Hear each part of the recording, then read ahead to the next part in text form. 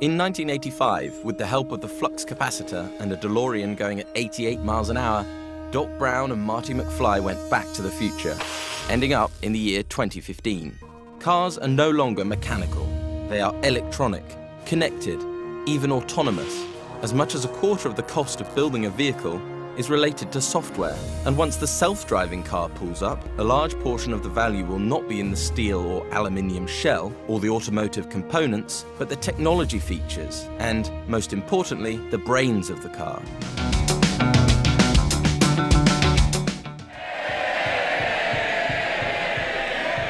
This will be a budget for working people. A budget that sets out a plan for Britain for the next 5 years to keep moving us from a low-wage, high-tax, high-welfare economy to the higher-wage, lower-tax, lower-welfare country we intend to create. Today was the moment, I think, when we saw George Osborne's pitch to be Prime Minister.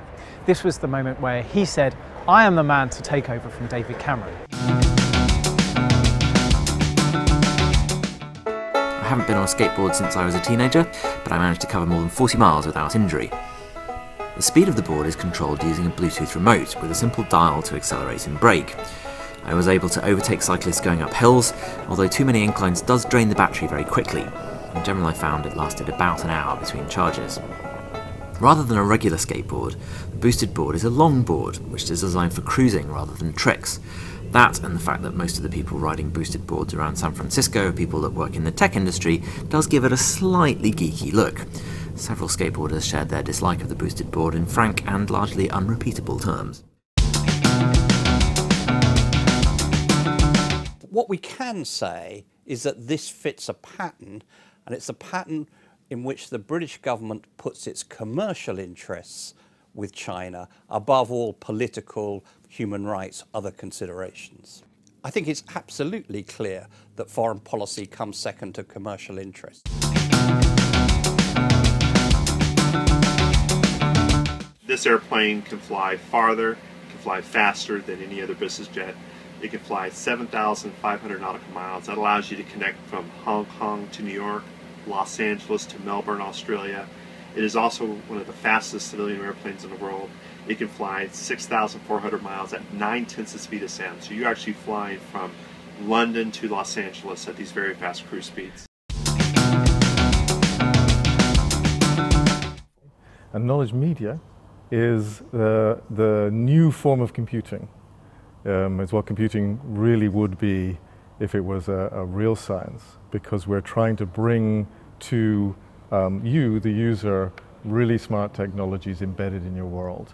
So you will see more and more the commercial world analyzing your behavior and using analytics to predict something about what you're going to need to know next. We don't need your credit card. We do not need to use any of the data about you for some purpose to try and manipulate you. We want to give you the data so you manipulate yourself. To me, my mind in any way, I don't think investment was the primary issue. I think Pearson has invested in the FT over many years, and we could continue to invest. But what Pearson wouldn't bring would be, as Nikkei can, the ability to use a platform to expand into Asia, where I think there's, explosive growth and demand for high quality journalism and English language journalism in Asia, which Nikkei can help with. I think a partnership of the FT and Nikkei enables you to grow even more quickly in America. I think the rest of Pearson, because it's an education company, doesn't get the same benefit as the expansion and insight and expertise that the FT's brought to new paid-for models of journalism, whereas that insight and capability will add real value to Nikkei. So I think it's just, you're a global education company or you're a global journalism company, both great things to be, yes, but it's hard to ride both horses equally well.